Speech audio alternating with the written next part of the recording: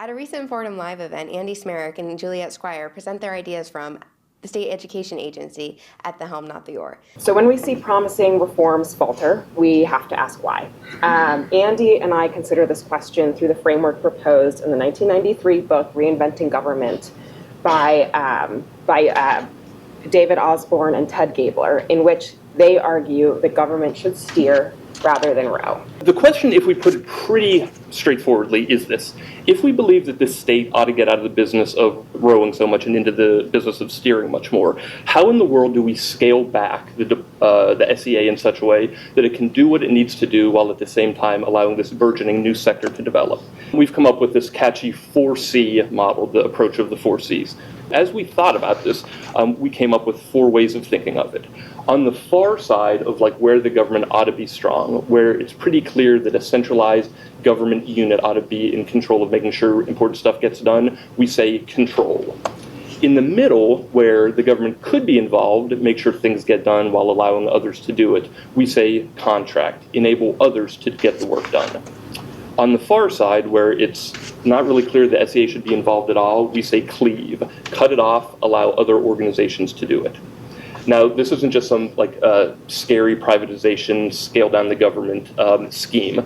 We're cognizant that as we're saying that the government shifts down, we need to shift up elsewhere. And that's why the last C, which I consider the most interesting, is create, which means create the state-level reform ecosystem of nonprofit, non-government, mostly organizations that can pick up the slack while the SEA steps back. 3 ideas to consider. First, state chiefs may actually be able to get behind some of these ideas, mainly that other entities can lead reform instead of the SEA. I think this is 40 pages in front of everybody here in the audience, and if you read the first 20, it sounds like we've got a heck of a problem on our hands. Yes.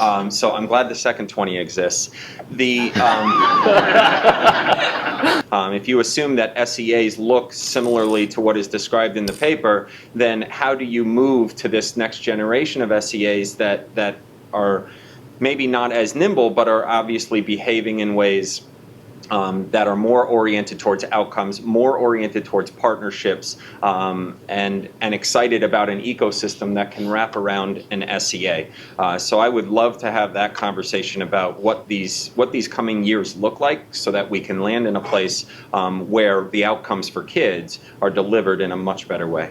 Second, Deborah Gist tells us about a quality control challenge on scaling up the education reform ecosystem. Yeah, I'm thinking about actually one of the projects that we did with our Race to the Top grant, and we contracted out and worked with the vendor, and the vendor really dropped the ball. And it threw us for a loop, and we ended up coming up with a different solution and brought a lot of it back in-house, to be honest with you. And so I think that not everything always works better if someone else is doing it. Finally, Andy Smerrick answers the question, do we need more cage-busting leaders or to stop putting leaders in cages? Chris Surf, being a cage buster, was like, no, we're going to try it. And so he pushed and he pushed and he pushed, and we had a great assistant commissioner in this area, and she pushed and she pushed, and I will be damned if a year later we didn't have an award where we gave grants to, and it turned out to be districts and I think even schools, that made the best growth of special education kids, both in absolute and proficiency numbers, using IDEA funds, which is something that is completely not contemplated if you read the statute itself.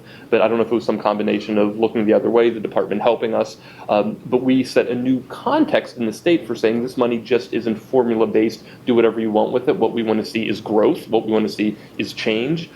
But it took us a year, and I don't know how many dozens, hundreds of man-hours to make that happen, which gets me back to the point of, yes, we got it done, yes, we busted cages, but could have we done the same thing in the nonprofit sector, got the same results with a much smaller amount of investment of resources? To watch the full event online or to learn more about the paper, visit www.edexcellence.net. For the Thomas B. Fordham Institute, I'm Michelle Gininger.